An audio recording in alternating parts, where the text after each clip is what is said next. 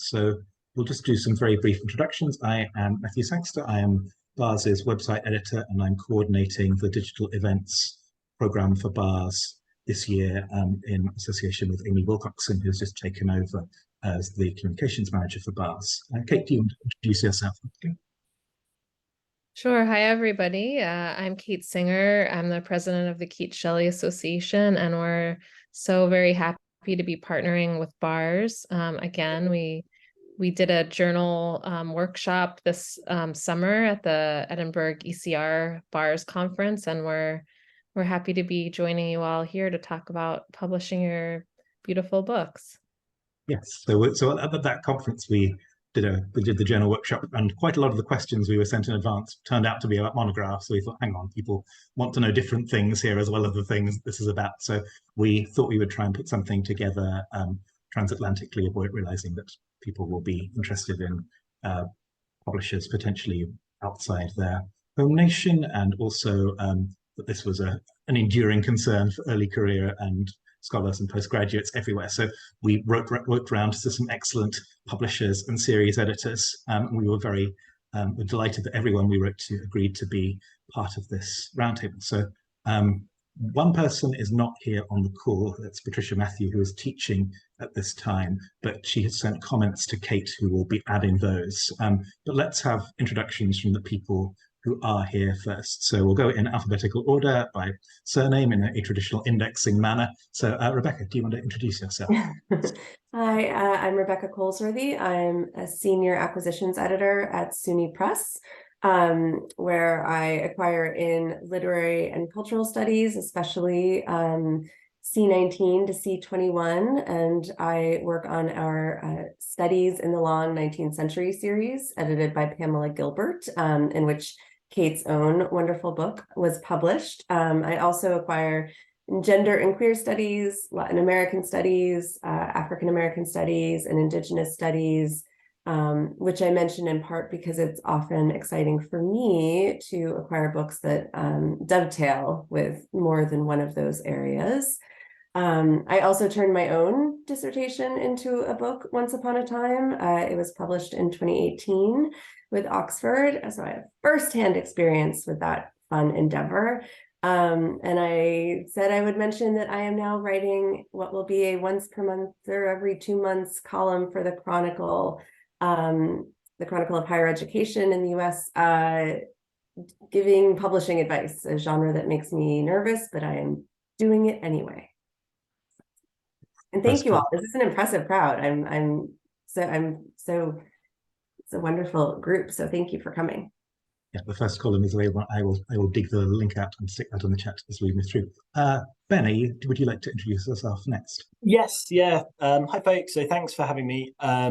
My name's Ben Doyle. I am publisher at Bloomsbury Academic based in the UK. So I acquire in literary studies broadly, although the Bloomsbury list skews reasonably contemporary, so kind of 20th century onwards. But I worked for the best part of 10 years at Palgrave Macmillan before that, where we ran a number of romanticism series. So some of you may have seen me at BARS in a previous incarnation. I also acquire in digital cultures, digital humanities, medical humanities, and environmental humanities. So we do a lot of work in those kind of interdisciplinary in-between areas as well. So yeah, thanks for having me. Thanks. And I think that's a useful point, that sort of as people writing books in romantic studies, you might be looking specifically at romantic studies series, but you might want to position those books in medical humanities or digital humanities. So I think Anthony Mandel, who's president of BARS at the moment, is editor for your digital, one of the editors. So yeah, that's right. Can I now introduce Tim Fulford? Hello, everybody. I'm here today as the co-series editor of the Romantic Reconfigurations series at Liverpool University Press. We publish books of various kinds for romanticism. We've published a number of monographs by people who it's their first book and they had a PhD behind that monograph.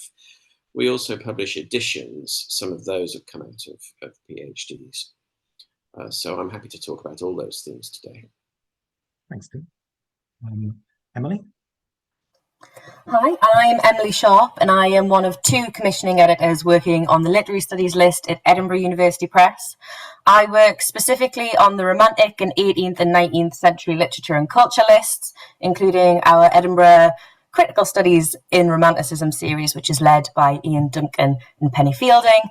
And I publish a broad range of books, including standalone research monographs, but also edited collections, scholarly reference works, and as Tim's just mentioned, we also publish critical editions here too. Thanks, Emily. And last but not least of the people here in person, Bethany Thomas. Hi, I'm Bethany Thomas, and I'm a publisher for literature at Cambridge University Press.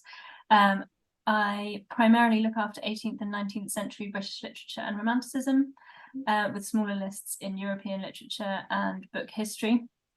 My list contains a variety of different book types, so I publish monographs, including a large number of first books, and I look after 2 of our major monograph series, Cambridge Studies in Romanticism, edited by Jim Chandler, and Cambridge Studies in 19th Century Literature and Culture.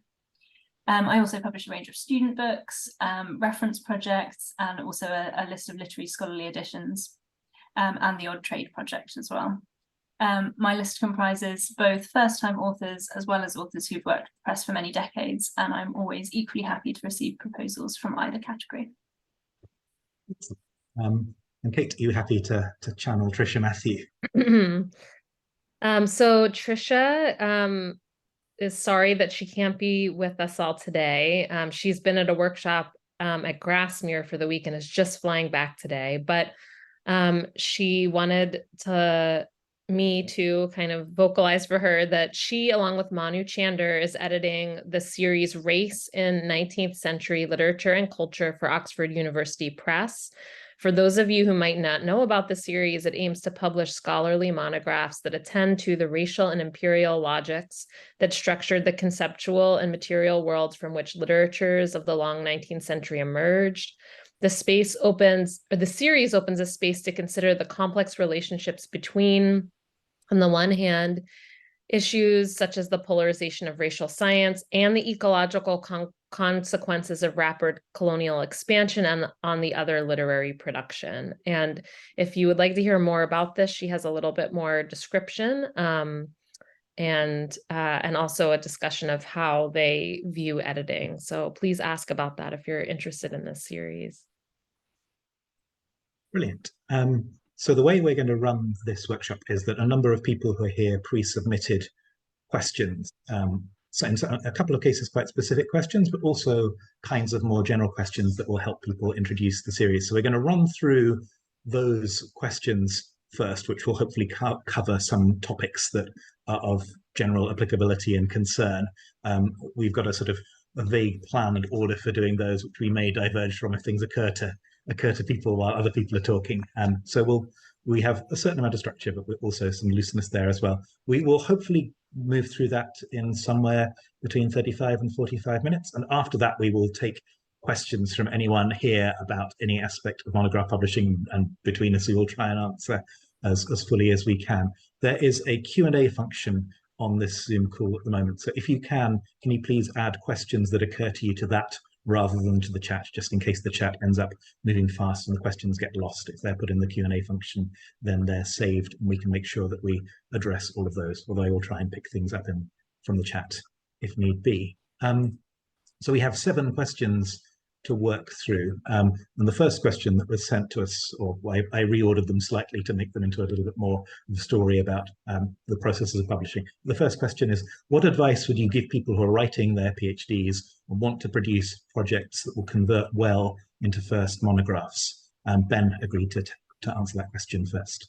Yeah, I'll kick off. So I think probably one of the things that I encounter most when considering revised PhDs, one of the things that comes up most is the concept of scope, and oftentimes the need for people to maybe rethink the scope of their project slightly.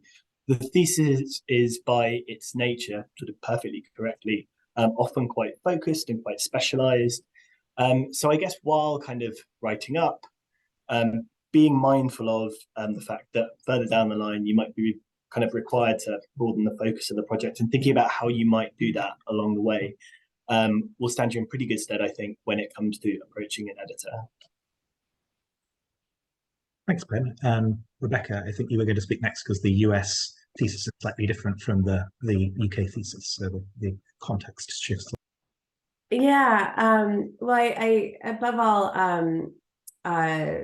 would just echo everything that Ben has said. I mean, my impulse is always to, well, I'm mindful of the fact that there's a lot of pressure, perhaps especially in the UK, to convert the thesis into a book quickly. My impulse is always to push against that, not least because an editor, much though you may, I think a lot of times doctoral candidates are encouraged to think of their thesis as a book. But it's important to be mindful of the fact that in editors' eyes, they are very different genres. So as much as you may be working with guidance and advice to, try to say broaden its scope earlier in the process, it's just good to bear in mind that there will still be significant revision on the other side. And ideally, that lets the pressure off a little bit, right? I mean, I sort of always say that the best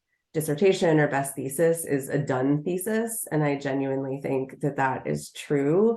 So yeah, I think that's about the extent of my. No, that's helpful. Emily, I think you had some stuff to add on this one. Yeah, I would completely agree with what Ben and Rebecca have said. I think it's really important to acknowledge that your thesis and your monograph are two very different models, and the audiences are very, very different for that. And it's just keeping that in mind as you're writing your thesis and as you're converting that into the monograph itself. The piece of advice that I always give to my authors is to really try and find your voice within your monograph itself in a way that you can't necessarily do when you're writing a thesis for your examiners. Really, there are a handful of people who will likely read it in depth, whereas of course with the monograph you're trying to reach a much broader audience. So they are my kind of top tips, but also just to draw everyone's attention to our early career researcher hub that is on the Edinburgh University Press website, because that will outline a lot of different strategies and things to focus on in a much better way than I can. And it's helpful to have those bullet points as you're thinking about converting your thesis, I think. Excellent. Bethany? Yes, I would just echo everything that everyone else has said, and particularly the point about the difference between a thesis and a book.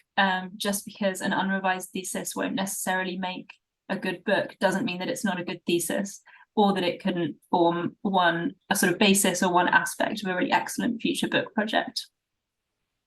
Yeah, definitely when I was turning my thesis into a book, one of the big difficulties was reworking the introduction, where I had not worked out at the point where I submitted it how best to frame the argument. So a lot of the revision process was working out how to get all the strands that were in play in the thesis explained more fully, having had the benefit of the discussion with my examiners in the Viva. So I think sometimes you don't want to over-determine things, because you will get advice after submitting the thesis from various different people that might be really helpful. I got really good advice at proposal stage as well from Palgrave's reader about reordering the thesis. So I think try not to over-determine what you're doing in your thesis. Things will move around. Tim, you had something to add here. Yes, I wanted to say that I think sometimes when you're doing a PhD, I supervise PhDs, so I have some perspective on this. You're advised as you're beginning your PhD to make sure your project is perhaps thematic and has some width in its scope, because it's more likely to interest more people. And very often that's the case with monographs as well. There's potentially a better market for a prospective monograph that deals with a theme and encompasses many authors or many aspects of culture. On the other hand, the problem with doing that with the first monograph can be that you overstretch yourself, and you get shot down at the review stage, because although some of your chapters might be very authoritative, some of the others perhaps might be a little sketchy where you haven't had as much time to know the field. The Liverpool series that I co-series edit, we have published several monographs that came out of PhDs that were single author monographs. And we published those because we thought, A, they were coherent in themselves, and that was very important, and B, because there was, as it were, a kind of gap in the market, we thought. So perhaps if it had been a single author monograph on Wordsworth in 1798, we might not have wanted to publish it because there are a lot of books that deal with that. We did publish a single author monograph about the poetry of Charlotte Smith because there had never been such a book. And there's quite a lot of interest in Charlotte Smith and in her verse, and has been for 20 years. So we thought it was timely. We did also publish a monograph that had been a PhD about the iconography of trees in Wordsworth, a very particular recondite slice through Wordsworth's work, but it was coherent, and we thought for that reason not only interesting, and it did speak to the wider cultural importance of trees and nature in the period. So it's a long, I'm giving a long answer, but I'm encouraging people to think you don't necessarily have to have a broad thematic PhD in order to produce a likely monograph that will be taken up by publishers. It might be okay to have a quite tightly focused thing, either on one author or one particular aspect of an author, even. For us, I think what's essential at Liverpool is you are coherent in what you do, and also you show why it should matter to readers that they know this as a result of reading your book. Thanks, Tim. That's really good advice. Kate, do you have anything to add on this question, either in your own person or in the person of Tricia?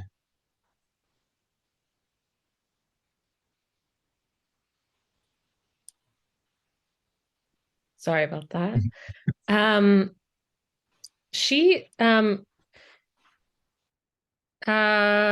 I think I'll wait till another question, because she has some more specific answers about proposals that I think will be helpful. Excellent.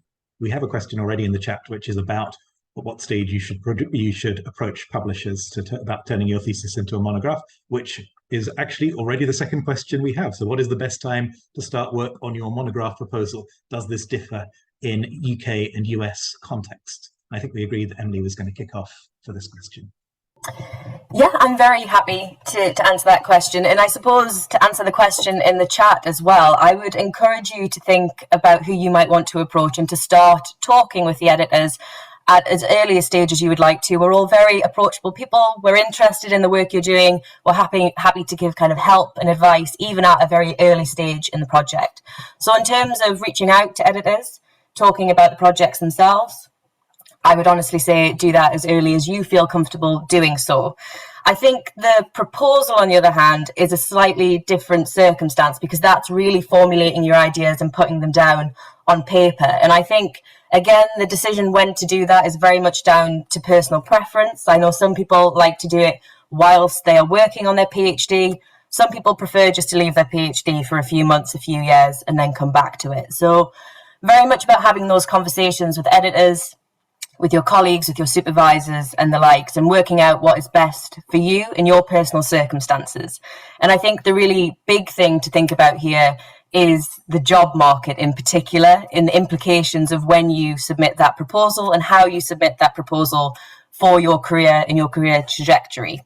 So the thing to keep in mind from my perspective is the processes that each of the presses follow and the timelines that they follow for each of those processes. So I know that some of the other editors will work in slightly different ways to how we work here in Edinburgh.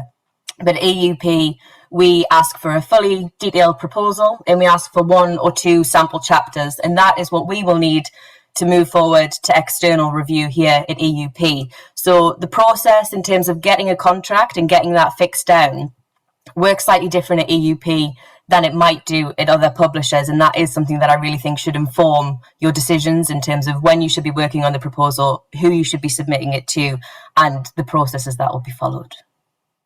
Thanks, Emily. Bethany, I think you were going to come in next on this one. Yeah, so I would first of all echo Emily's point that I think the most important thing is to get in touch with presses who you would like to contact quite early. and find out what their process will look like and how long that's likely to take. At CUP, most of the series that I look after will ask for a proposal and a sample chapter in the first instance, but we will wait for a full manuscript or almost a full manuscript before we go to peer review. So we wouldn't normally advise contacting us with a proposal and a sample chapter unless the manuscript is within about a year or 18 months from being ready. So it's good to know these things before you start out. I would also suggest that if there are any big deadlines on your side, sort of deadlines for promotion, things that you want us to be aware of, always let us know, because we will always try and take those things into account in our processes as well. Thanks, Bethany. Tim, I think I have you next on the list for this one. Well, hello again. Yes, as someone who supervises PhD students and myself went through that process of when shall I turn my thesis into a book, I'd be saying do your proposal as soon as you can at the end of your PhD period and get the help of your supervisor and perhaps someone else on your committee to help you write the proposal, to go through several drafts of it, so that by the time you do submit it to a press, it's a coherent document with coherent chapter descriptions. And other than that, I very much echo what Bethany's just said. I think not very many presses will commission a first book on the basis of a proposal, or even of a proposal in one chapter. And at Liverpool, we'd normally be asking for a proposal and introduction chapter just to see whether we wanted to take things further, and then probably 3/4 of a manuscript before we make a final judgment about whether or not we'll publish. So there's not much point in submitting a proposal if you're 2 years away from having the chapters ready for somebody to report about. As a small press, I think we're sometimes able to complete the review process a little quicker than some of the large presses sometimes are. So we'll generally expect to have a verdict from a reader's report back to you within a couple of months of your submitting the materials. Kate, do you want to bring in that material from Trisha? Yeah, so Trisha talks a bit about not just when, but also what people look for in a proposal. So they're kind of blended, so I'm just going to read it. So she says, first, please know that your proposal doesn't need to be perfect before you send it to us, meaning Trisha and Manu. We very much see our role as helping potential authors make the best case for their books.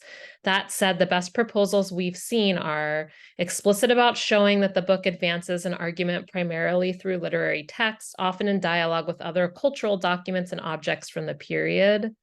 Interdisciplinary projects are wonderful, and every chapter needn't be about a literary text, but we are literary scholars, and that matters. Clear about how the book fits into and extends current critical questions or critical modes. Show that the author understands where their book stands in relation to the larger field. Have a recognizable methodology that makes sense for the material under consideration. Here's what I mean. We are in a moment where a lot of people in pre-1900 studies are invested in quote unquote wake work, as Christina Sharp reestablishes the term. However, wake work that simply repeats traditional analyses with new labels probably isn't particularly interesting to us. And Trisha really emphasizes that they really love to work with authors. And so,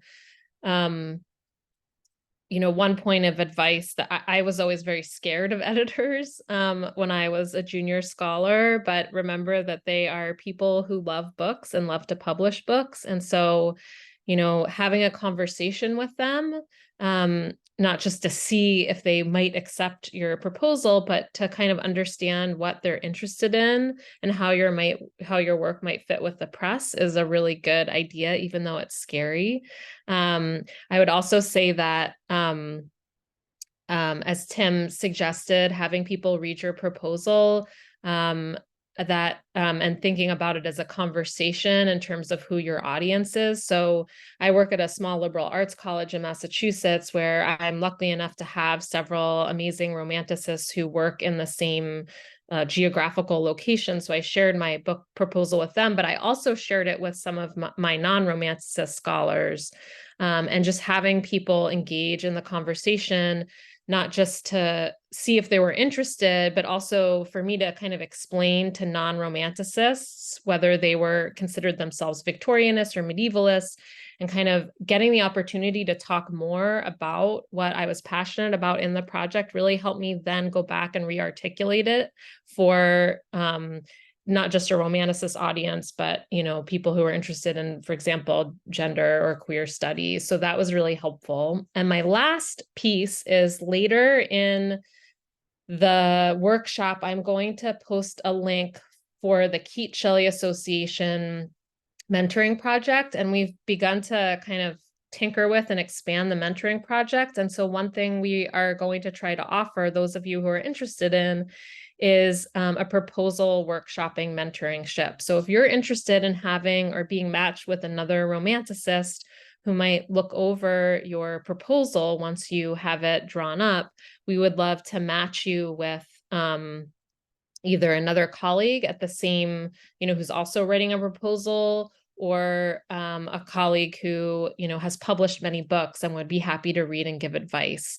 So that's something that we'd like to kind of start to do to kind of expand our mentoring. And so I will put a link to a Google form into the chat later in the program. So if you're interested in having eyes and having a conversation about your proposal, then we'd love to facilitate that. Great. I do think just seeing publishers do have slightly different proposal formats. And our next question is what people look for in proposals. But I think it's definitely worth asking people you know for sample book proposals or for their book proposal. You're very welcome to email me. I'm happy to share proposals for anything that I've published. Sometimes it is just useful to see the way that people fill those forms in, the sort of level of detail that's considered sort of relevant and helpful, and those sorts of things. They do not have to be sort of 20,000 word epics. There is a level of detail that's helpful, and there's a level of detail that becomes overwhelming on those forms. So I think seeing some samples of successful proposals can be quite helpful there. Ben, go ahead. And just one really quick thing to add on the when to submit a proposal. I think it's really, really important to make sure that when you are submitting a proposal, regardless of how much sample material the press requires, that you take the time to really, really fully revise that. So don't be tempted to submit kind of a part revised or an unrevised thesis just because you want to rush things through. Make sure you really are giving the sample material the best chance possible of success by carrying out all the revisions necessary at that stage. So the next question we have is that question of what's most important to see in a book proposal. I think everyone will want to answer this one, so let's begin with Bethany. Sure. So in terms of the sort of most important thing, the first thing that I look at in any proposal is whether or not it's a good fit with my list. So a project might be really excellent, but if we don't have an established list in that area, then the project isn't going to work for us, and my taking it forward wouldn't do the list or the book any advantages. It's always going to be really important to approach a publisher before, do your research and identify a publisher whose profile suits your book. Do they have a specific series or a list in that field? What do other books on that list look like? And as we said before, you can always email an editor before submitting a proposal if you're unsure, and just ask, you know, this is my project. Does that sound like something that you would be interested in seeing a proposal for? Another really key thing is showing that you have a solid understanding of the field and how your project will fit into that. So we want to see that you understand the landscape and the debates that you're entering into. And we want to see that you've read other current publications in the field. So what we don't want to see is lots of references to books from the sort of 70s and 80s, but no references to anything more recent. We want to know that you understand the landscape that you're moving into. And I'll leave it there because I don't want to cover everything. But we do have online guidance about what we like to see in proposals, and I'm sure all of my other publishing friends here have similar resources as well. Tim, you are next on my list. Yes, well, I think what Bethany says really covers it very well. And indeed, at Liverpool, we have a form with various questions that ask you various things, that very much point you in the directions that Bethany's just been describing. What do you think the market of your book is? What competing works are there? And what Matt's already said as well, you need detailed chapter descriptions, but we don't want 20,000 words in a proposal. That becomes overwhelming. But the other thing I'd say, make sure you really work it through properly. Don't make factual errors. I've had one or two proposals that have made basic factual errors about the things that they're saying. And I'm afraid those get rejected more or less straight away, because if you're not actually in control of your discourse that you're going to write a book about, to the extent that you have your facts straight, then it doesn't really augur very well. So make sure what you say, whether that's about competing works in the field or just factual remarks about your author or theme, are actually correct. Thanks, Tim. Rebecca. Yeah, so ditto to everything. I would add that it's important, and this is inseparable from the question of the issue of having a strong sense of the field and what debates and conversations in the field look like, is I look for a strong sense of who one's audience is. And these things really are inseparable, right? And an argument is only interesting and important to particular people. So I often encourage, I think, especially because there's often, I think, a push to sort of, or an assumption that we want to see that you're addressing everyone. I think editors are often more pragmatic and realistic about this than scholars sometimes recognize. So I encourage authors to think in terms of, and you can show this in the proposal, think in terms of sort of concentric circles, right? Who is really the primary people you're addressing. That may be like a subfield, right? It's not the whole field even of romanticism, for example. So just to be really sort of, grounded and realistic about that, because it will only strengthen and sharpen the argument you're making, frankly. And regarding competing titles, I often encourage authors in their proposal, and I think we even say this on our website, so do spend time looking at different publishers' websites, because yeah, we list everything that we hope and expect to see in a proposal there as well. But it can be helpful to think of them as comparable titles as well. I think, again, because of, a feeling of kind of a push for novelty and that sort of thing, I do occasionally get proposals that, make a point of saying there's nothing comparable to this, right? There are no competing works, but in fact, we want to see that there is robust interest in the kinds of questions that you're engaging in your book. And yes, we want a sense of it bringing something novel to this broader conversation. But it really is a question of, books from the last 5 years from comparable presses that would belong next to yours on a bookshelf. That too can be helpful to know, because it's, all of that sort of shapes the argument you're setting forth in the proposal as well. The last thing I'll say, I promise, is that remember that the primary person reading your proposal, much though we publish many books in these fields, may not be as profound a specialist in it as you are. So Kate's point about having friends and colleagues in different fields read your proposal is really a valuable one, because a good proposal really will sort of take a very big step back, and sort of be mindful of the fact that the primary interlocutor is not as deeply immersed in these conversations as you are. That's really helpful. I think the competing titles thing is is perhaps a little bit deceptive. I think comparable titles or titles you're in dialogue might be a better way of thinking that, because in some ways it's good if your book is moving into a field. We're not expecting you to say, I will argue with these 5 people throughout my book. That's not the sort of what's wanted from that. It's more like which conversations are you going to join and what are you adding to make a productive part in those conversations rather than slamming other people's opinions. Ben, do you have some points to pick up here? Yeah, so I think agree with everything that's been said already. Some really good advice there. I think one of the key things that I look for is a really sort of intuitive, well thought through table of contents. I think that really can't be kind of overstated as a way to sell the book to a press. So it kind of serves to us and the reader as the book's roadmap. And if we have trouble navigating it, there's probably a chance that readers will as well. So ideally, it should show how your argument kind of flows through the book, how different chapters speak to each other, what they have in common, and also how they kind of contribute to the unifying argument of the book as well. So I think table of contents for me is one of the first things that I'll look to. Excellent. And Emily?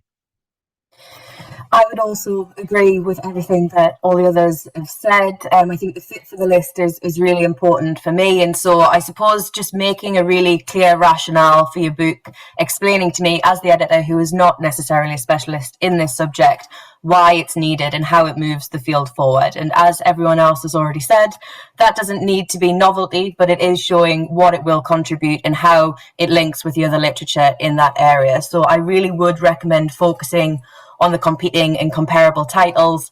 A lot of the time I just see books listed in that area, whereas actually if you just spend a little bit of time adding a sentence or two saying, this person argues this and I'm developing it in this way, or this person says this and I'm countering it in this way.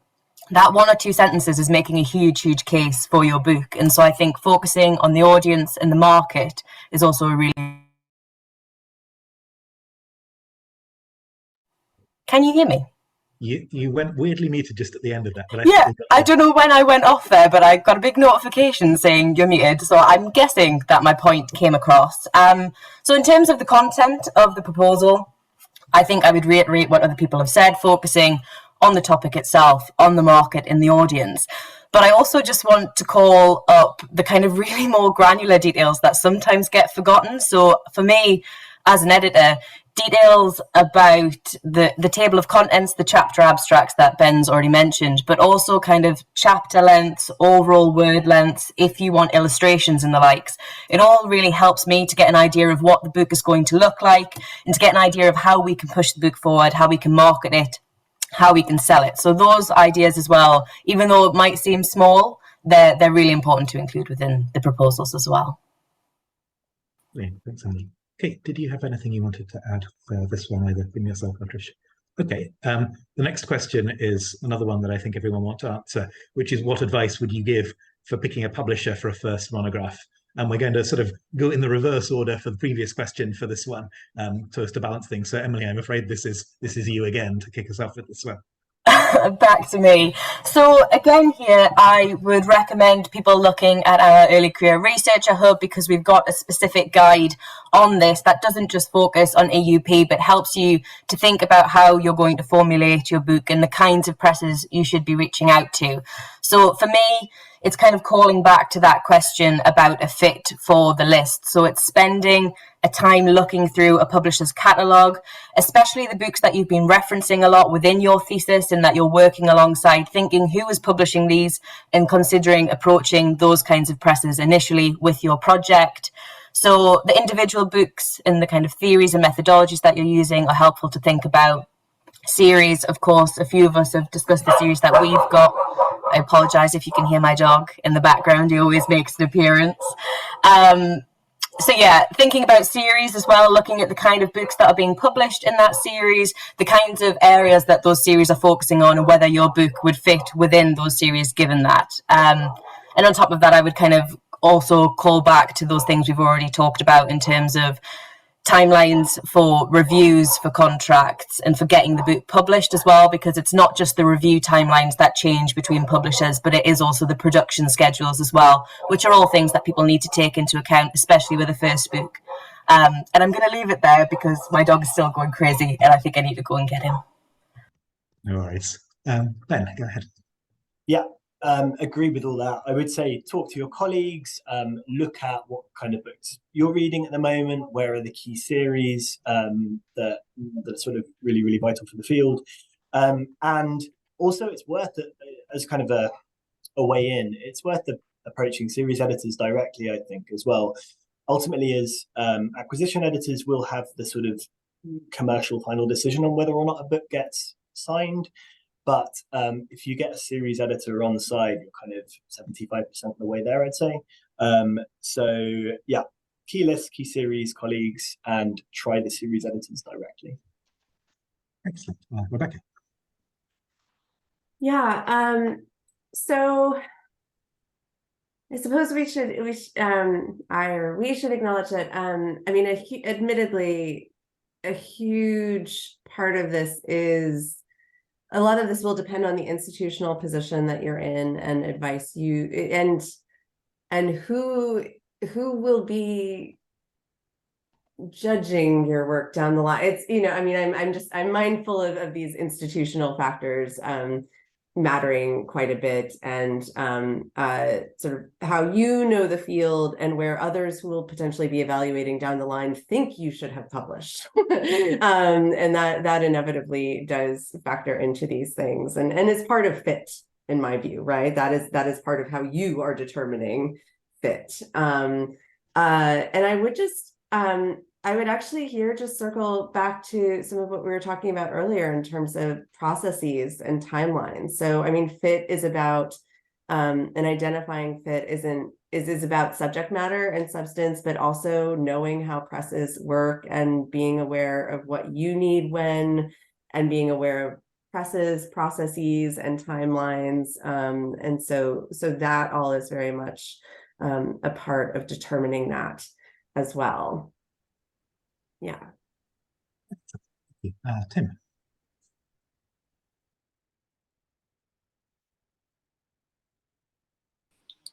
Yeah, I think I could pass on this one. I think people have said enough of what I would have said anyway. Okay. Bethany.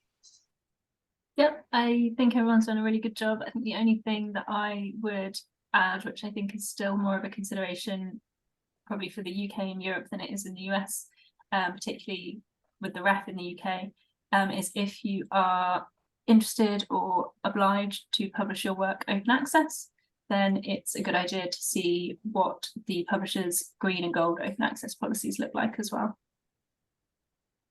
Yeah, no, I would agree with that. Perhaps expand on that a little bit in thinking about publishers, and it is worth considering how people will access your book when it is published. So I think publishers have quite different policies about when things move from hardback into paperback, or in some cases about the price point books are initially published at. So it's worth thinking about series match and those sorts of things, but also worth pragmatically thinking about how much you will pay for a book. Like I am generally far happier to spend £30 or £20 on a paperback. I will buy hardbacks, gritting my teeth if it's something I particularly need. But if you're judging between two presses and one of them will bring the book into paperback within 12 to 18 months and the other will not, then I would think about, you want your colleagues to read your work that you've been working on for a long time. So do take a look at that possibility and talk about that with editors if you're unsure about those processes. Rebecca, go ahead. Oh, no, I was only going to piggyback on what others had said and say that we, I think I can speak for SUNY and presumably other US presses too, that, you know, we routinely work with UK authors and, you know, will provide preprints and things like that for green open access. So do know that those are also conversations you can have with presses in different locations, because yeah. And the only other thing would be, yeah, big yes to that. My book will never see paperback. But you should absolutely feel empowered to ask editors about what you know, if it's simultaneous, if they publish the paperback based on, you know, a certain number of hard copies sold, if it goes to paperback after a certain time period, you should always feel free to ask those questions. Does anyone else have anything on that question about what you should be looking for in publishers? We've got a couple of other shorter questions in there, but then we'll start taking questions from the chat. So our fifth question is, how many chapters, if any, does an author need to have finished and ready to show when sending book proposal, and how finished should those chapters be? I think we've already touched on this in some respects. Ben, I think you were going to answer this one briefly, and then other people were going to come in. I think it's a little bit of a depends question, but also. Yeah, I think for a first book, we'd usually ask for probably about half of it. Ideally, obviously, how many chapters that is depends on how many chapters the book is. And in terms of how finished they should be, I always ask authors to make sure that they are as close to what they would envisage the finished product to be as possible. So definitely avoid sending on kind of unrevised chapters or chapters that aren't quite ready. Does anyone else have or want to answer that question about? Yeah. Sorry, go on, Rebecca. Go No, first. I was only going to say the way we address that is we say they should really be chapters from the book, not the thesis. You know, so they may, no doubt they will continue to grow and develop in time, but they really shouldn't just be excerpted from the thesis. They really should be chapters that have been revised for the book that are included as your writing samples. Sorry. Emily? Yeah, it was just to jump in and say that every press is different. So I would look at their submission guidelines, which should kind of state exactly what we would be expecting at proposal stage. But we are slightly different at AUP in that we ask for a very detailed proposal and 1 or 2 sample chapters. But I think it's maybe worth reflecting on the process a little bit further down the line, because we do what is called a clearance read. So effectively, and I know a lot of the other publishers who are sitting on here will also do that as well.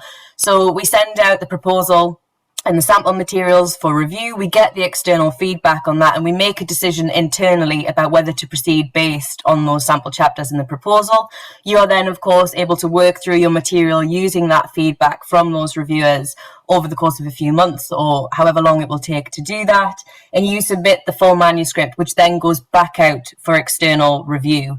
So you're kind of getting a dual process there. You're getting the feedback earlier on, but you're still getting the knowledge that that full manuscript is being read by an expert in your subject area before it goes out into the world. And so I really do think it's important that you have these conversations with the editors at different presses to find out not only what the initial review process is going to look like and what that timeline is going to be, but also if there might be kind of additional review processes after contract and what that would look like and mean for your published book.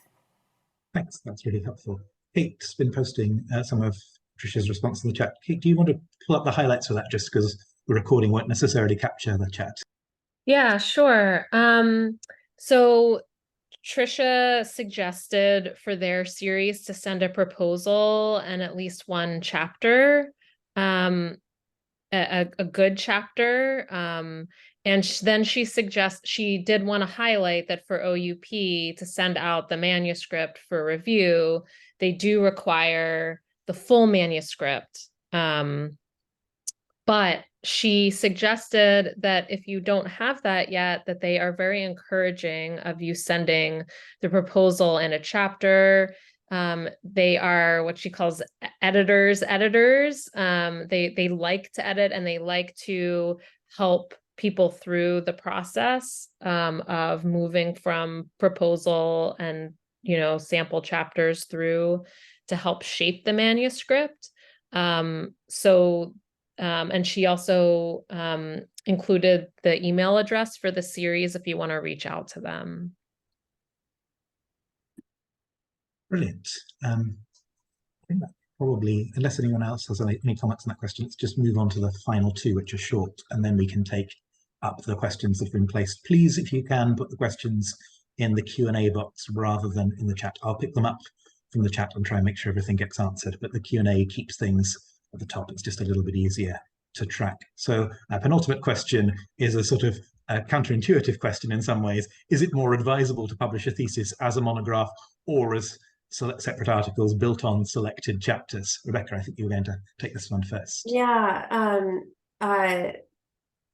they are not mutually exclusive is my response. So it need not be a question of publishing some of the thesis as articles or turning it into a book. So in general, you know, having a chapter or two, I'll get back to that about quantity, from the thesis turned book, turned into articles can actually be a good thing, because it's a way of getting your work out there. You know, ideally your bio says is working on a book for blah, blah, blah. So it's a good way of getting people engaged in your work and interested.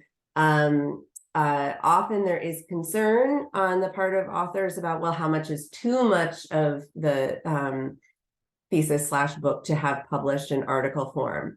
For me, there's not a hard and fast answer to this, in part because it's worth always remembering that a chapter and an article are fundamentally different genres. So the way an argument gets framed in the context of a standalone article is and should be different from how it gets framed when it is part of a larger whole. So, you know, readings may get sort of replicated in both places, but, you know, arguably and ideally, the framing is different. That said, you know, it does depend on how long it is overall, right? So, I mean, if you have 4 main body chapters, I wouldn't really recommend having published, say, more than 2, but that doesn't mean that I've never published a book with more than 2. I think, you know, there's wiggle room there.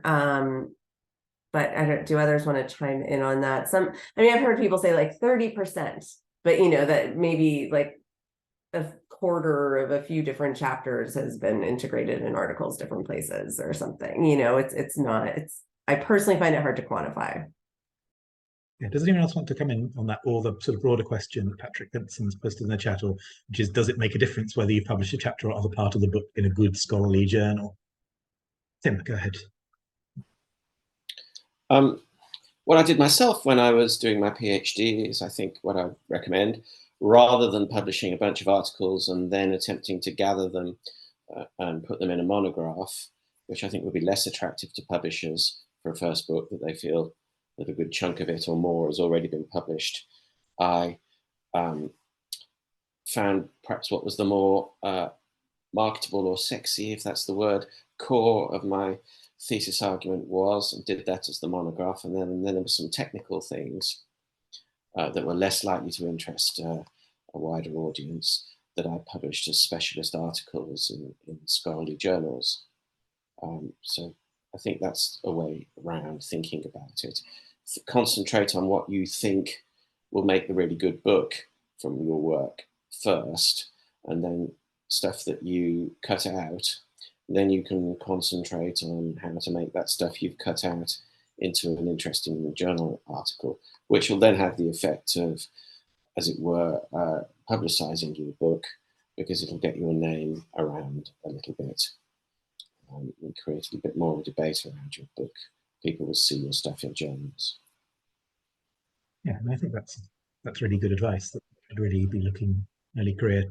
I think particularly in the UK and particularly in literary studies, the book is still kind of a blue chip publication, that it's something that's very useful to begin to have on your CV as contracted or out, particularly for permanent jobs. So it's worth bearing that in mind, that it is a sort of quantifiable difference in terms of getting shortlisted. But articles are important as well, and I think that sort of sense that it is that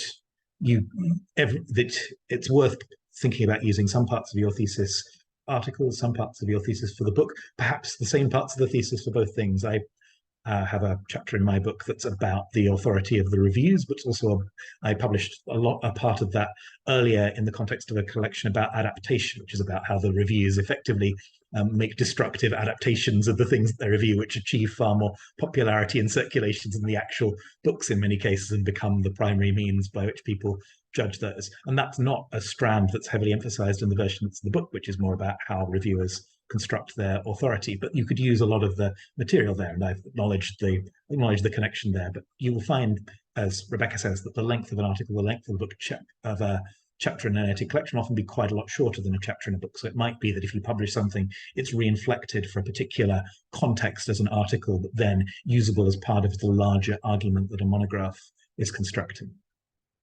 Does anyone else have views on... Kate, go ahead.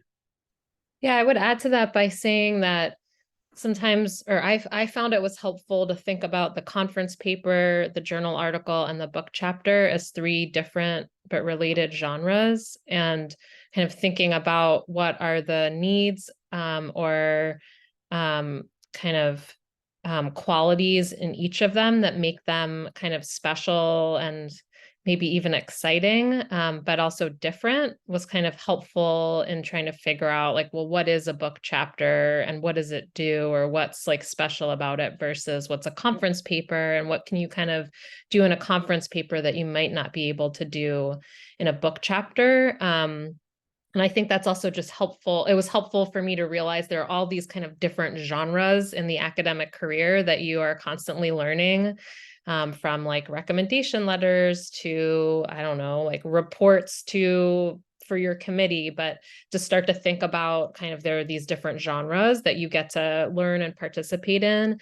And then the other comment I would say is sometimes getting a journal article out there can be, as Tim was saying, helpful to kind of tease or advertise the book, but also, when you get to a certain point, when you're sending the book out sometimes, or when you're workshopping your proposal, it can be helpful to do a conference paper that kind of almost like hits your topic on the nose, because that can also get people interested, but you have practice articulating to different audiences how you want to pose your major arguments. And then you can see what people respond to kind of in real time. And it's like, oh, like, you know, this scholar really liked it when I kind of made this argument. Maybe this is like a really important argument that needs to go at the top of my proposal. Or when I articulated it differently in the Q&A session, that actually people really responded to that. So using conferences as a way to kind of start to figure out what the best way to articulate your arguments and what kind of hits different people in different ways can be, I found that to be scary, but also really helpful. I think definitely using conferences to workshop things and workshop the overall shape of arguments can be really helpful. Does anyone else have any further things they'd like to say on this question about articles versus books or alongside books? If not, then the final question we have is, I would like to publish a monograph based on my PhD dissertation reworked as a book.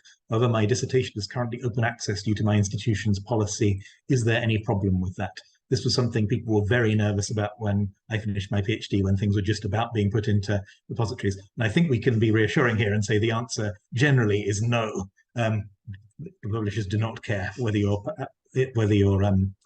PhD is open access or not when they're considering it for books. But Rebecca has a nuance of that point, I think. Yeah, yes, it is not a concern in the least. The one thing I was going to add is that I, on another publishing panel, did hear another editor say once that they strongly caution against giving the book the same title as the thesis, because and it's a concern because sometimes they were told that libraries, when deciding what to buy, if they see that the dissertation is available they may just conflate them, basically, right? They may decide it's not worth buying the book if you can get the dissertation for free. So there is potentially a sort of library concern there. But again, that's just the suggestion is to change the title. For some authors, I've encountered some who really then worry about like saving the good title for the book. I don't necessarily think that's worthwhile. These projects do change over time, and I don't see a reason to deprive yourself of the good dissertation title because of some, anticipated future moment. And you may get thoughts on titles from your editor and from peer reviewers later, right? I have these things changing as I'm transmitting them to production sometimes. So I wouldn't get too anxious about that well in advance. Does anyone else have anything they would like to add on open accessibility of work prior to the book proposal or the book publication? Or if not, we can move on to questions. If you would like to ask a question live, please use the raise hand function. I will call on people. It would be nice if anyone would like to appear to see people's faces and perhaps hear people's voices. But if you are more comfortable typing a question either with your name attached or anonymously, feel free to continue using the chat box. So we'll oscillate backwards and forwards, but I'll take the top question in the Q&A first, because I think this is just a useful practical one. Where can you find the details about timelines and processes? Are these generally on websites, or do you need to contact editors directly? Editors, do you want to speak to this one? Bethany, go ahead. So I think most of the time there will be guidelines that will be quite easy to find online. I think if you literally type in how to submit a book proposal, Cambridge University Press, it's the top thing that comes up. But equally, if there's anything that you're unsure about or you can't find online, then I would just advise dropping us a message. Does anyone have anything to add to that? I think, having been involved with most of the people here, the guidelines generally are on the site and they're in PDFs or things. So I know Edinburgh has very good guidelines, as does Bloomsbury. I've not published with SUNY, but Rebecca, do you have anything to add on that one in terms of timelines and processes? No, I was going to put the link to ours on our website in the chat, so you can see where they're housed. And ours actually have, as others do too, descriptions of the different parts. They're very similar from one press to the next generally. And yeah, I mean, this sort of like, it's on the website, it's on the syllabus of publishing. But you should always feel free to email an editor to ask questions about anything as well. So I think in most cases, look at the website, there'll be quite detailed guidance there for pretty much all stages of publication, including things like style sheets and what happens after your book goes into production, those sorts of things. And then if there's something you're unsure about, just email the editor. These details will also be listed on the website. Does anyone want to sort of talk about timelines specifically? Sometimes there's outline timelines on websites, but that obviously is a little bit more volatile potentially. I think production timelines, my impression is that they're getting a bit faster at the moment. That definitely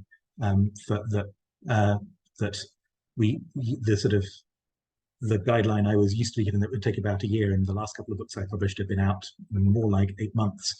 Review timelines are more volatile because you need to get the right reviewers, and particularly at the moment that can be busy. But I'm no expert here, so if any of the editors want to speak to that would be great. I think that all sounds accurate to me. We will have details about the timelines on our website, and for the review process and for the production process, they do tend to be quite standardized. The one thing that I would add in there is kind of the timelines for you yourself in terms of writing the manuscript itself or submitting revised materials and the likes, because we will ask for dates, for contracts, for the submission of manuscripts and the likes, and we will talk about that. And my one piece of advice is just to be honest with us as editors. We understand how busy you all are, that you've got lots of competing priorities, and we would rather know in advance if a manuscript isn't going to come in or the proposal isn't going to come in. It's better for us to kind of keep track of what's going to be coming in, what's going to go into production and the likes. We'd rather just know the honest answer. So just keep in touch with your editor, and then we can keep on top of timelines and let you know kind of when the book is likely to come out and what the timelines are going to look like on our side.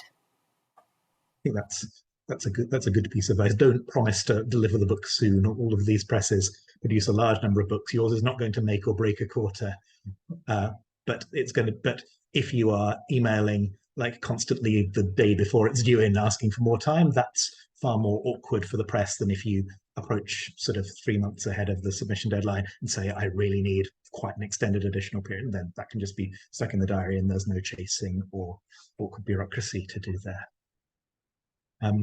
Does anyone else want to respond to that question, or we can move on to the next one? Any other comments? So there's a question about open access for books. So whether publishers consider open access, and if so, how that's funded. This is probably different in different national contexts, in that there is now a requirement coming in for the next ref that really asks for most books that would be considered as scholarly monographs and submitted for that to be open access. The precise way that this is being funded is still somewhat unclear to me, but grants are going to be made to institutions. But there will be. No, I think that's there will be grants made to institutions. There is a awkwardness there in that the people trying to publish first monographs may not have permanent affiliations to institutions. So this is still somewhat up in the air. So I think the main thing to do would be to talk with your editors about that and to talk about the natures of open access. There's a difference between immediate open access and then uploading authors' final manuscripts a number of months after publication. Does anyone else have more insight on that, been following those debates more closely than I have? Or are we all in the dark? Definitely, go ahead. Yeah, just to add that I think that at the moment, at least as we understand it, green open access is going to be acceptable for the next ref, which is why I think it is going to be important, as I mentioned earlier, to see what green open access policies publishers have got. Green open access doesn't require an upfront fee from the author or from a funding body or what have you. It's more to do with using repositories. So that's a good thing to look into and to talk to your editor about at an early stage. So sorry. No, go ahead. I would just say that I think it's good to know that publishers would love to make everything open access as much as you would love for your own book to be open access. So I think we are very much on the same page there, but the funding is the concern. That said, I mean, there are all sorts of kind of, sort of small scale, like one-off opportunities out there. We have developed basically a calculus of how much money we would need based on the length of your book to make it open access. That assumes some institutional funding, but in theory, any book can be made open access if the author is institutionally situated in such a way that they can access however much funding. It's actually a very modest fee compared to what some of the open access programs provide to subvent making a book open access. But yeah, just feel free to ask questions about it, but know that we would if we could. It's one of those things where it can feel antagonistic sometimes, but it need not. It's just figuring out how to make it feasible. Does anyone else have remarks on open access issues? If not, let's move on to this question about horror stories from Anna. Do books get dropped if final reviewers have objections after the book has been accepted initially? I think this is... So go ahead, Anna. I was going to say, I think this will be aimed at me because the process will be a little bit different for Bethany and Rebecca. I haven't come across it. I suppose the important thing to say is that if your book is contracted, it has been approved by myself. It has had 2 strong positive reports from external reviewers. And we also go through our press committee at the University of Edinburgh as well, who are a board of academics. So they will discuss the book before contracting and they will approve it. So it's kind of had multiple levels of review before it gets contracted. So we are certain that the book is going to make an important academic intervention. So I haven't come across an example where that final book gets rejected. However, it might be a case of revision. So what we tend to say is we say 2 to 3 months for the clearance review process of that full manuscript. And then we normally give our authors 3 months to do any revisions based on the feedback that was given from that clearance reviewer. Of course, they might say it's fantastic, send it straight into production, in which case it goes straight through. Sometimes they're giving a little bit more feedback, or your timelines might be a bit busier, so we can extend that. And that's one of those things that I was talking about in terms of just having that dialogue with your editor about what seems feasible and what you can manage. So there might be a process of revision to make the book stronger, but I wouldn't be scared of that clearance review process, is what I always say to my authors. It's really just there so that you know that a specialist has read through it, you're confident in the work before it gets published and before it gets put out into the world. Rebecca, do you have anything to add on that one? Or? No, I mean, I think it's I mean, everyone has heard a horror story, right? But no, I mean, I say honestly, when I even just invite a manuscript, it's because I want to see it published and to see it published in its strongest form, right? Like we share the goal of publication. Sometimes, you know, we will get challenging reader reports, but even those ultimately make the project stronger. It may need to be revised and resubmitted. For us, you know, a lot really hangs on the initial invitation to submit the full manuscript for review. There may be revise and resubmits, but genuinely, once I've invited it, I'm not rejecting a ton of projects thereafter. That's sort of vague numerically, but I don't know, that may vary, but it's not, I don't approach projects with a like, well, we'll see what reviewers say, you know, like I'm ready to throw it out the window based on, you know, minor criticism or anything. It really, like, the goal is to keep moving forward. And I don't see a lot of surprises either, right? Like when I bring a project to the editorial board for approval, you know, there may be certain things that I'm mindful the editorial board will be especially attentive to, but like the goal is to set you up for success at each stage. Like if I'm really worried about something in the reports that the board will really pick up on, then I will want to see those addressed in the response. You know, they're just, and the other thing here too is this is a case of like, again, processes varying. So like we do advanced contracts, but we'll only send out the full manuscript for review. So they're just different processes, different places. Good to talk about those, but know that editors are on your side generally, right? Like we are advocates for your manuscripts and you know, want to really usher projects through. I think it's important to remember that the job of publishers is to publish books, not publish books. Yeah, no, So, I don't see it as like weeding and vetting and gatekeeping. And I think, you know, I mean, the biggest like gate is just the volume of stuff in my inbox most of the time, more than it's, you know, the terrible shrewd eye I'm casting on things or something. similarly, reviewers are trying to help you make the book like the book that they want to see. And sometimes you need to push back because the book that they want it to be is not the book that you want it to be. And editors will understand that and will work with you to accommodate feedback from reviewers to make there. But a lot of the time you get really good advice from peer review processes. Like for my first book, I got a brilliant peer review report that pointed out the chapters were in an order that didn't really make the most sense. And so I reordered it, restructured it, split what had been one chapter into two. And it's a far better book from having been through that process. And that was accepted sort of with that recommendation that I changed the book based on the reader's report. And that was a really good recommendation. Like it did require more work, but it's a far better book for having had those changes made. So I think the sort of the review steps are not about, as Rebecca says, not about gatekeeping. They're about making sure that your book has feedback to help you make it as good as it possibly can be. There's a few more questions in the Q&A box. So what about books where the majority of the literature or text referred to are not published in English? So books where there's a considerable multilingual aspect. I guess that depends a little bit on nature of the list. But does anyone want to comment on whether that's potentially an issue or whether that's just part of scholarly publishing, that certain topics will require fluency across many languages? I mean, I can address that since I publish in Latin American studies as well. So I routinely publish books that focus on texts not originally written in English. I mean, the sort of main thing is that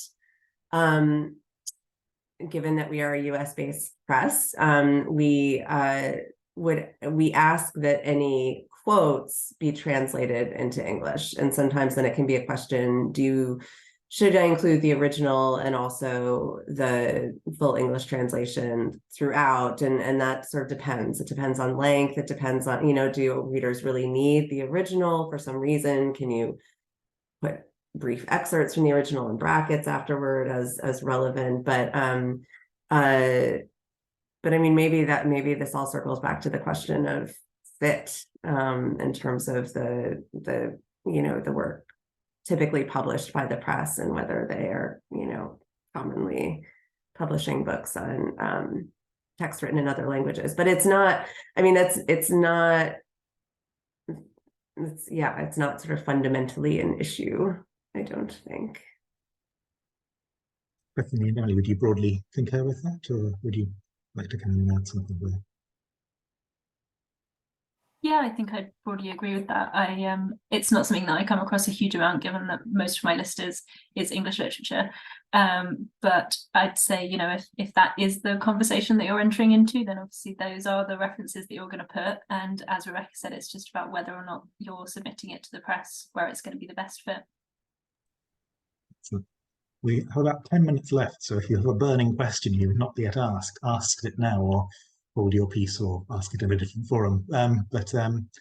We've already, Tim and Ben, incidentally, have both had to go to catch trains or to do other things, so we will thank them when we thank them at the end. But if you have specific questions about the Liverpool series or about Bloomsbury's programmes, I'm sure they would also be very happy to correspond with you by email. We've got a couple of other questions in the Q&A box, and then I've seen one further up about more public humanities focused books, which I might come to last because that's a bit of a different topic, and the two in the box I think are both quite quick answers. So someone asks, how long does a typical book chapter tend to be? My thesis chapters are each about 15,000 to 20,000 words. I would imagine that would need condensing. My experience is no, that's about the length of chapters in books that I've published, but I will defer to the editors about whether that's problematic.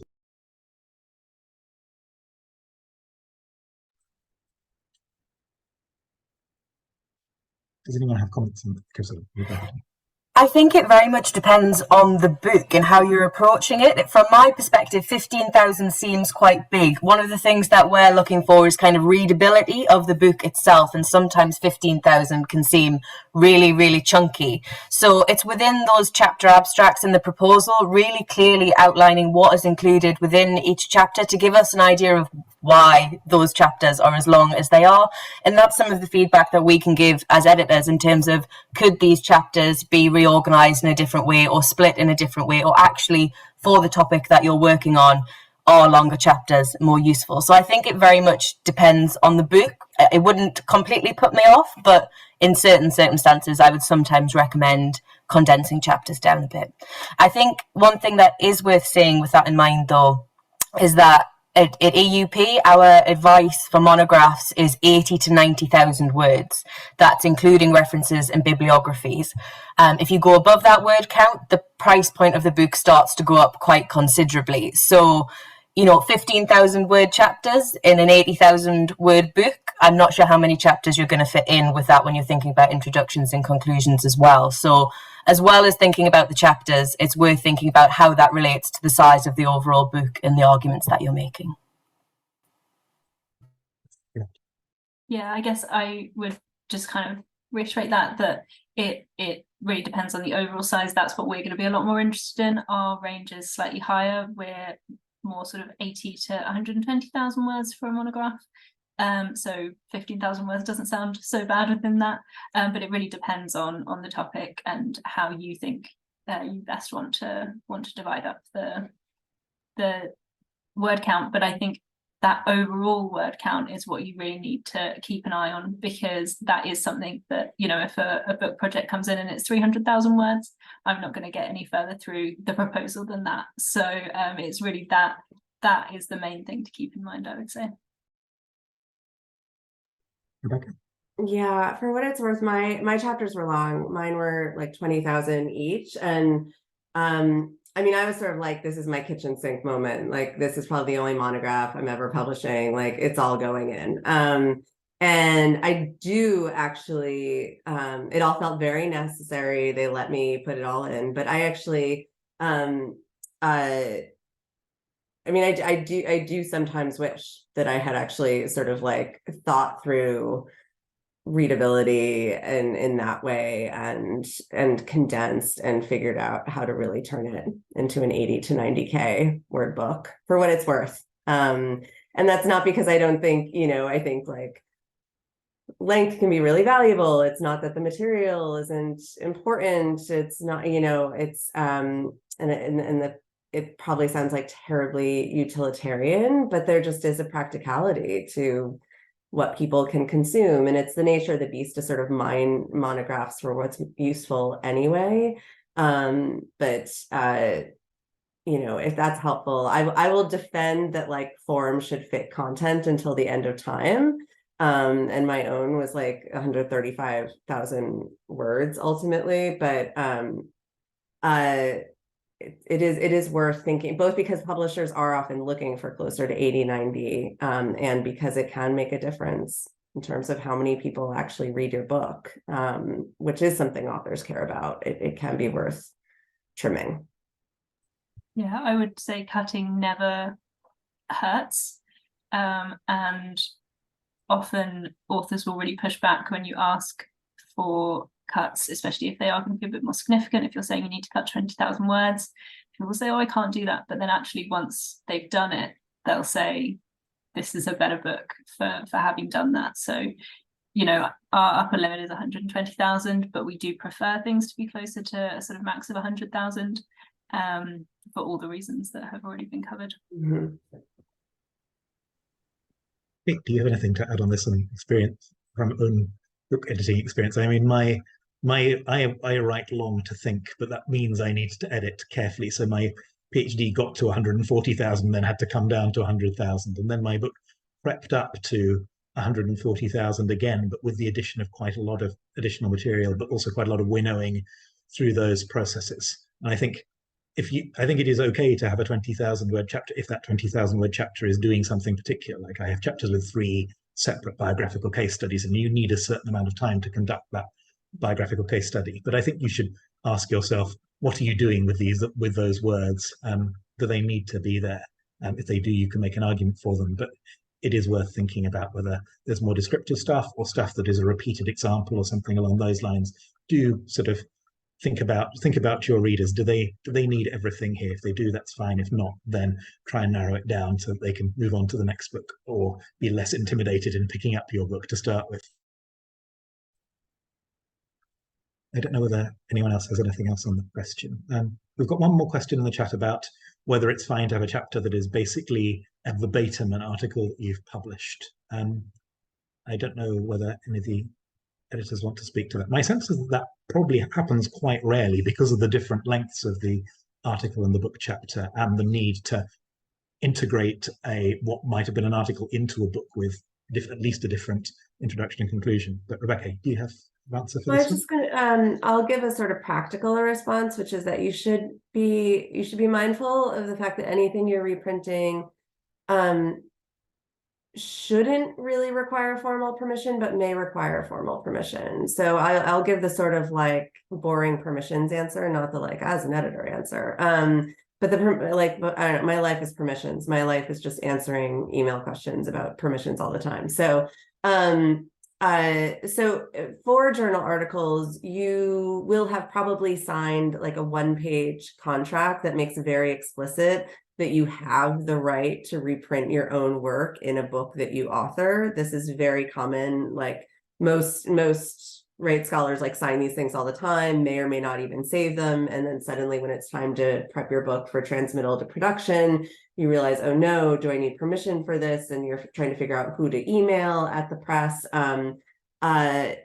Generally, you don't technically need to require, to seek permission at all, but you may need to. And sometimes you do need to go through the process and reach out. So do be mindful of that, beyond the sort of editorial concerns about the appearance of the material elsewhere, is that you may need to get permission. Actually, I'm looking at Emily because Edinburgh does actually, there's a whole online system, and so that's just something to think about. Be aware of that. Again, it shouldn't actually be a problem to reprint your own work in your own authored book, but that is a piece of the puzzle that will inevitably come up during the process as well.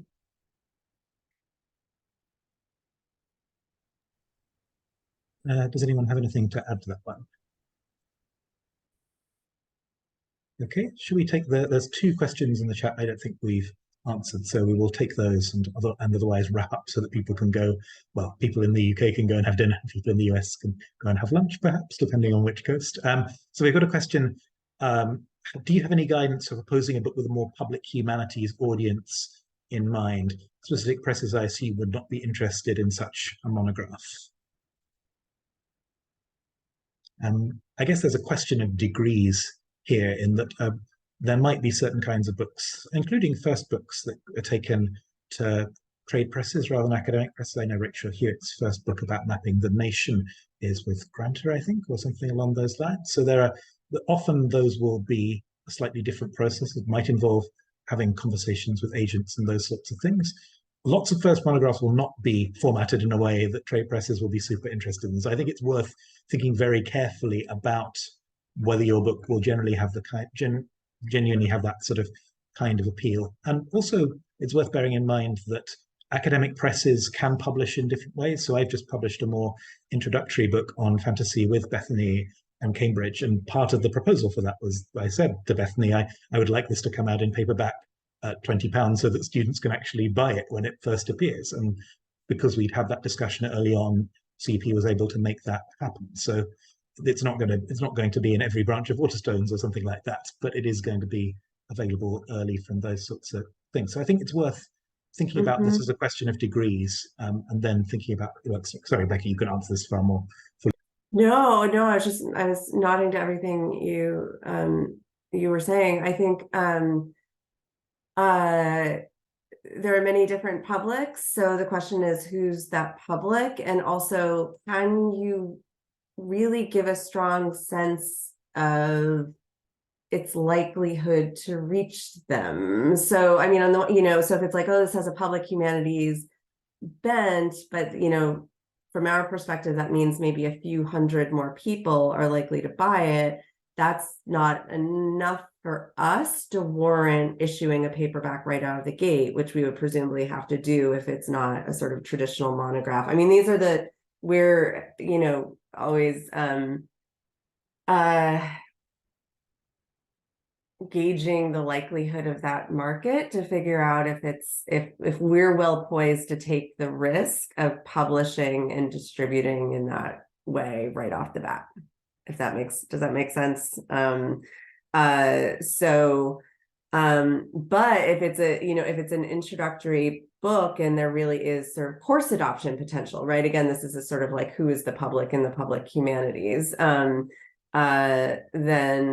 that, and say you plan to teach it, that can be really valuable information too, right? If there really is course adoption potential, which also can mean likelihood of adoption year after year, then that may be worth it to us. But it's very, I think UPs are really eager to publish public facing work. It is also a bigger risk because we need to sell a lot more copies if we're publishing a paperback for us right out of the gate to make it financially viable for us.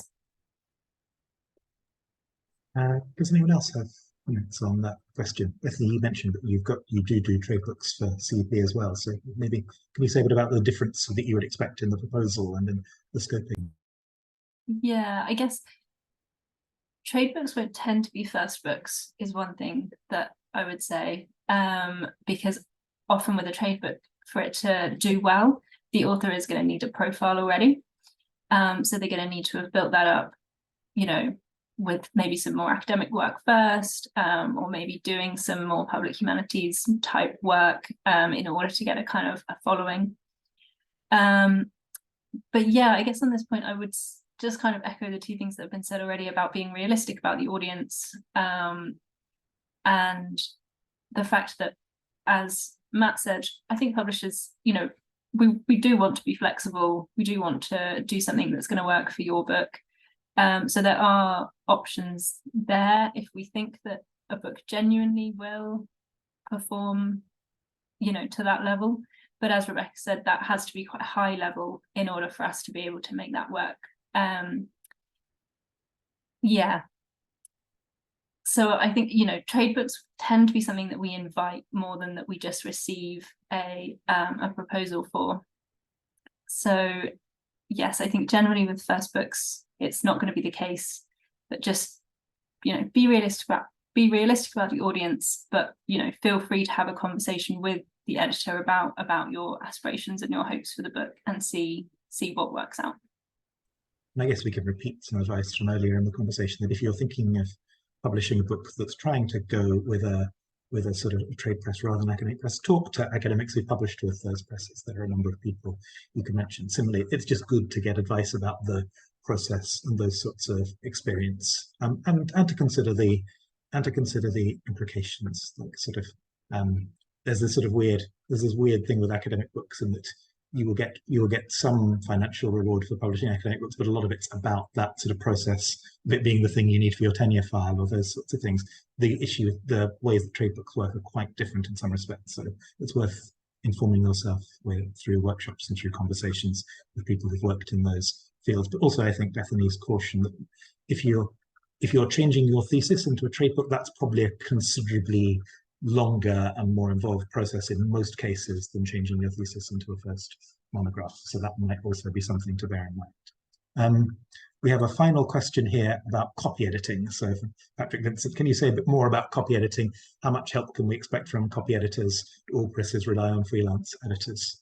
I can speak to that in a testimonial way, in that I've recently published books with both Edinburgh and Cambridge, and have had really good freelance copy editors work on both. They were incredibly careful. They paid really close attention to those books. They were in very detailed correspondence with me about my quite particular ways of doing things, which they were happy to incorporate. So I think a lot of publishers do use production firms who then will subcontract copy editors, but there's some really good copy editors working in the field at the moment. But Emily, Rebecca, Bethany would probably want to speak in more detail about that.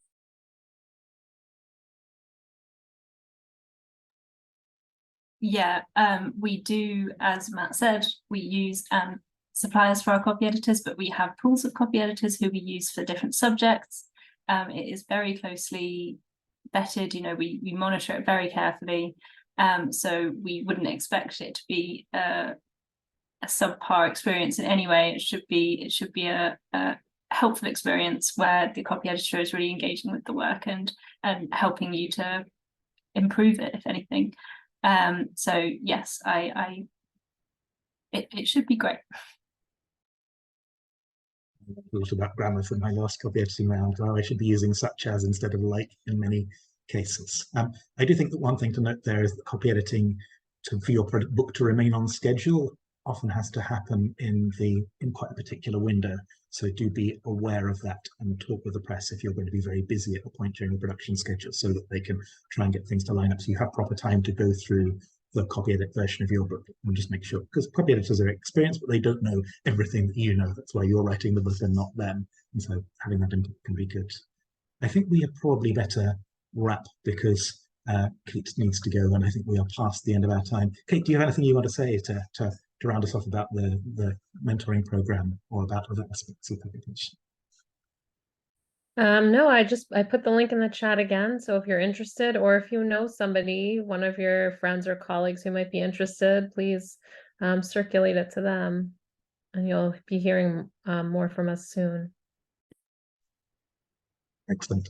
Thank you for your thanks in the chat. And can I just thank all of our editors, so Bethany, Emily, Rebecca, and then Tim and Ben, who've had to leave. I hope this has been helpful. I hope that it's let you put faces to names, and that you'll feel more comfortable reaching out to some of these people with your excellent books when they are finished. Do let us know if there are other events of this kind that would be helpful for BARS and the K-SAA to run. We're very happy to try and do that.